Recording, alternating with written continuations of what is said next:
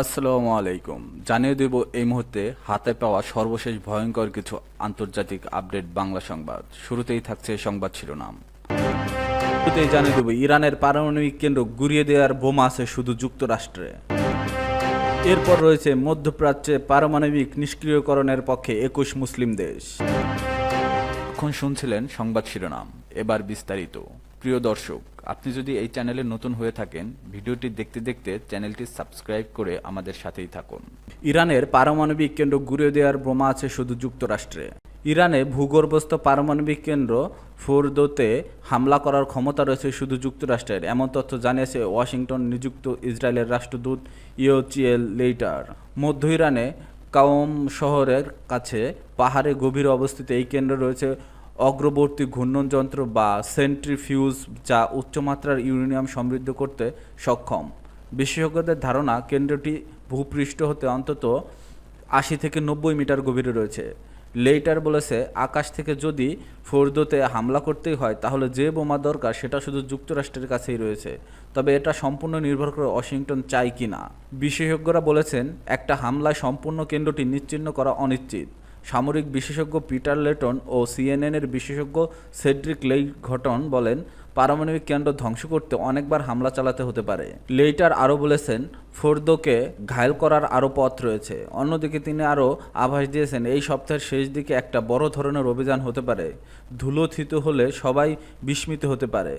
লেবাননে সেপ্টেম্বর মাসে হিজবুল্লাহকে লক্ষ্য করে যে অভিযান চালানো হয়েছিল তা উল্লেখ করে তিনি বলেন, বিপক্ষকে আরও বড় আঘাত দেওয়া হতে পারে।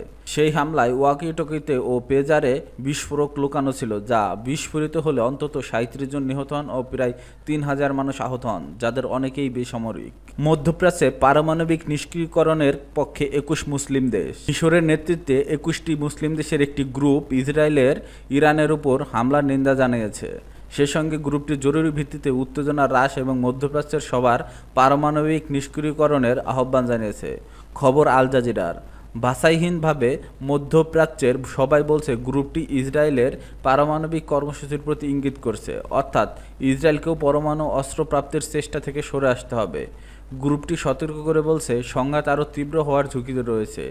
অবিলম্বে যুদ্ধবিরতির আহ্বান তাদের। তারা মধ্যপ্রাচ্যকে পারমাণবিক অস্ত্রমুক্ত করার জন্য তাদের সমর্থন প্রকাশ করে এবং এই অঞ্চলে সকল রাষ্ট্রকে পারমাণবিক অস্ত্র বিস্তার রোধ চুক্তিতে যোগ দেওয়ার আহ্বান জানায়।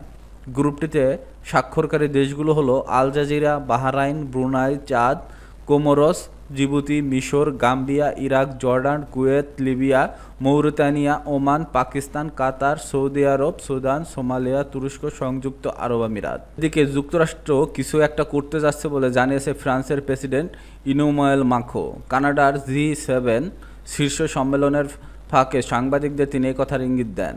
মঙ্গলবার দ্য টাইমস অফ ইসরায়েলের প্রতিবেদনে বলা হয়, ফরাসি প্রেসিডেন্ট ইরান ইসরায়েলের বেসামরিক নাগরিকদের বিরুদ্ধে হামলা বন্ধের আহ্বান জানান। বলেছেন, যুক্তরাষ্ট্র একটি যুদ্ধবিরতির প্রস্তাব পেশ করেছে। মাখো কানাডায় G7 শীর্ষ সম্মেলন সাংবাদিকদের বলেন, যদি যুক্তরাষ্ট্র যুদ্ধবিরতি অর্জন করতে পারে তবে তা খুবই ভালো একটি বিষয় হবে।